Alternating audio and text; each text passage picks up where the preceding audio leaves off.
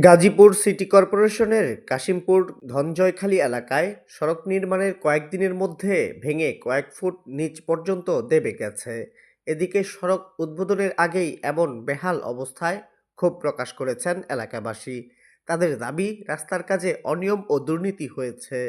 এলাকাবাসী জানান, নির্বাচনের কয়েকদিন আগেই রাস্তার ঢালাই কাজ করা হয়। ঢালাই শেষ হওয়ার 3 দিন পরেই ভেঙে যায়। এরপর রাস্তাটা কয়েক ফুট দেবে যায়। এছাড়াও রাস্তার বিভিন্ন স্থানে ফাটল দেখা দিয়েছে। এই রাস্তার কাজে ব্যাপক অনিয়ম হয়েছে। নিম্নমানের সামগ্রী দেওয়া হয়েছে, যতটুকু ঢালাই দরকার তা দেওয়া হয়নি। আমরা এলাকাবাসী কাজের সঙ্গে জড়িতদের বিচার দাবি করছি। সরেজমিনে দেখা যায়, মহানগরীর কাশিমপুর ৬ নং ওয়ার্ডের ধনজয়খালী এলাকায় কয়েক কিলোমিটার রাস্তা নির্মাণের কাজ প্রায় শেষ পর্যায়ে রয়েছে। এমন অবস্থায় ধনজয়খালী এলাকায় প্রথমে ফাটল ধরে, পরে সেখানে ভেঙে কয়েক ফুট দেবে গেছে। এতে ওই এলাকার মানুষের মধ্যে আতঙ্ক দেখা দিয়েছে। এছাড়াও বিভিন্ন অংশে ফাটলও দেখা দিয়েছে। গাজীপুর সিটি কর্পোরেশনের নির্বাহী কর্মকর্তা মোহাম্মদ সোহেল হাসান বলেন, নদীর পাড়ে রাস্তাটা হচ্ছে, এটা ন্যাচারাল ডিজাস্টার। পরিকল্পনার কোনো ত্রুটিও থাকতে পারে। পরবর্তী ব্যবস্থা গ্রহণ প্রক্রিয়াধীন বলেও জানান তিনি।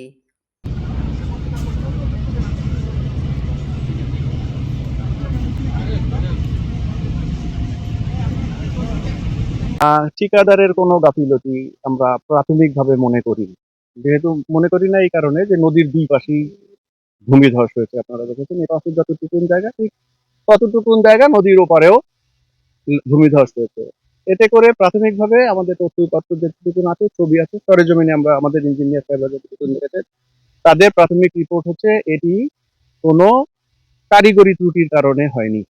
এটি একটি প্রাকৃতিক দুর্যোগ। আপনারা দেখে থাকবেন এই গাজীপুর ময়মনসিংহ অঞ্চলে ভূমিধসের ঘটনা ঘটে। এটি হচ্ছে তুরাগ নদ। তুরাগ নদের পাড়ে এই জায়গাটিতে ড্রেজিং হয়েছে। গত বছরও ড্রেজিং হয়েছে। এই অংশটুকুনে হয়েছে, মতান্তরে বিস্তীর্ণ অঞ্চলই নদীতে রিভার বেড থেকে বালু তোলা হয়েছে। আমরা ধারণা করছি প্রাথমিকভাবে রিভার বেড হয়তো নিচে নেমে গেছে বা ওই জায়গাটাতে কোনো খাদের সৃষ্টি হয়েছে বলে এই জায়গাটিতে এই ধসের ঘটনাটি ঘটেছে।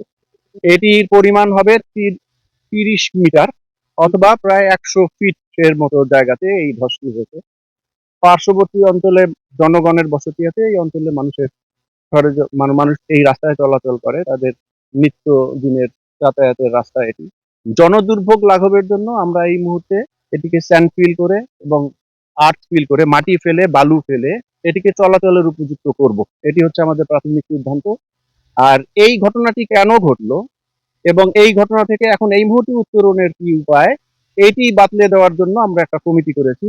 কমিটিতে আমরা বুয়েটের অথবা আমাদের ডুয়েটের একজন সিনিয়র পুরকৌশল বিভাগের অধ্যাপককে প্রধান করে, আমাদের এই প্রকল্পের যিনি পিডি আছেন সেই পিডি সাহেবকে কমিটির একজন সদস্য করে, এবং আপনারা জানেন যে আমাদের লোকাল গভর্নমেন্ট ইঞ্জিনিয়ারিং ডিপার্টমেন্ট এলজিইডির আমাদের লোকাল প্রতিনিধি একজনকে নিয়ে 3 সদস্য বিশিষ্ট একটি কমিটি করব।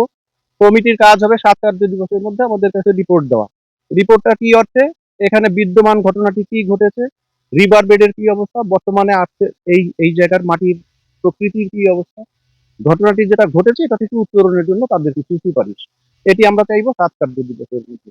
7 কার্যদিবসের মধ্যে রিপোর্ট দেওয়ার পরেই আমরা এইটার ব্যাপারে সিদ্ধান্ত নিতে পারবো। একটি বিষয় আপনাদেরকে আশ্বস্ত করছি, সেটি হচ্ছে এই কনস্ট্রাকশন ফার্মের নাম হচ্ছে ইউসিসিএল। ইউসিসিএল এর সাথে আমাদের লেনদেন এখনো সম্পন্ন, এই কাজের বিল তারা এখনো পায় এবং তাদের জামানতও আমাদের কাছে রয়েছে। কাজে ইউসিসিএল এর মাধ্যমেই আমরা জনদুর্ভোগ লাঘবের জন্য এই মুহূর্তে তাৎক্ষণিকভাবে অস্থায়ী ভিত্তিতে চলাচলের উপযুক্ত করার জন্য যেটা করার, সেটা কনস্ট্রাকশন ফার্মের মাধ্যমে আমরা করিয়ে দেবো। এটা এই তদন্ত চলাকালীন সময়ের মধ্যেই আমরা ইনশাল্লাহ করব। কারণ পাশে যেহেতু বাড়িঘর আছে, এদেরও তো ল্যান্ডস্লাইড হলে এদের ঘর বাড়িরও ক্ষতি করছে। আপাতত এই পর্যন্ত, যেহেতু একটি কমিটি হয়েছে, কমিটি রিপোর্ট না পাওয়া পর্যন্ত, এবং আমি যেহেতু বিশেষজ্ঞ নই, কাজে আমি এই ব্যাপারে আর কারিগরি কোনো মন্তব্য আর করতে পারবো না। আমি সেটা বলতে পারবো না, কারণ আমি কারিগরি লোক নই। এক, 2 নম্বরে হচ্ছে যেহেতু পুরো রাস্তাতেই কিন্তু এখান থেকে কত কিলোমিটার, প্রায় 2400 মিটার, মানে 2.5 কিলোমিটার রাস্তা কিন্তু হয়ে গেছে। ফল্ট আমার এই জায়গাটাতে কিন্তু এসে ক্ষতিগ্রস্ত হলো 30 মিটার। তাহলে 2.5 কিলোমিটারের মধ্যে 30 মিটারে এসে যেহেতু ঝামেলাটি হয়েছে, এবং যেহেতু নদীর দুই পাশেই ভূমিধস কি হয়েছে আপনারা নিশ্চয়ই দেখে থাকবেন নদী ঠিক উল্টা পাশে সমপরিমাণ জায়গায় কিন্তু ভূমিধস আছে। তো আমি যেটা মনে করি একজন মানে নন টেকনিক্যাল পার্সন হিসেবে সেটি হচ্ছে ফাইলিং যেটা পুরোপুরি করা হয়েছে একই সয়েল টেস্টের ভিত্তিতে করা হয়েছে। অন্যগুলো যেহেতু টিকে আছে, এখানে কোনো কারিগরি ত্রুটি একদম প্রাথমিকভাবে কারিগরি ত্রুটি হয়েছে বা পাইলিং এ কোনো ঝামেলা হয়েছে, এই কথাটি বলার আমি ধারণা করি আমার ব্যক্তিগত মত হচ্ছে এটি সুযোগ নেই। এটি সুযোগ নেই এই কারণে যে এখানে অনেক সময় মনে করেন ৪৫ মিটার, আপনি বললেন ৪৫ মিটার, ১৫ মিটার, ১৫ মিটার হলে কত ফিট হয়? ৫০ ফিটের মতো। ৫০ ফিট পাইল করা হয়েছে। সয়েল টেস্ট যতটুকুন পর্যন্ত করেছে আগাগোড়া, তাতে হয়তো ৫০ মিটারের পাইলিং এ এটা ঠিক আছে। এটা আমি বলতেছি কিন্তু as a non technical person.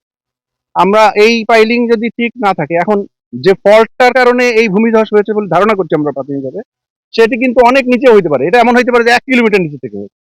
তো সেখানে কিন্তু পাইলিং এর কোনো ত্রুটির কথা আমরা ওইভাবে বলব না। পাইলিং এর যেটা সয়েল টেস্ট করে এটা তো এসপিটি করে। ওই যে স্ট্যান্ডার্ড পেনিট্রেশন টেস্ট। ওই স্ট্যান্ডার্ড পেনিট্রেশন টেস্টে তো ২ কিলোমিটার নিচের মাটি আসলে করতে পারবে।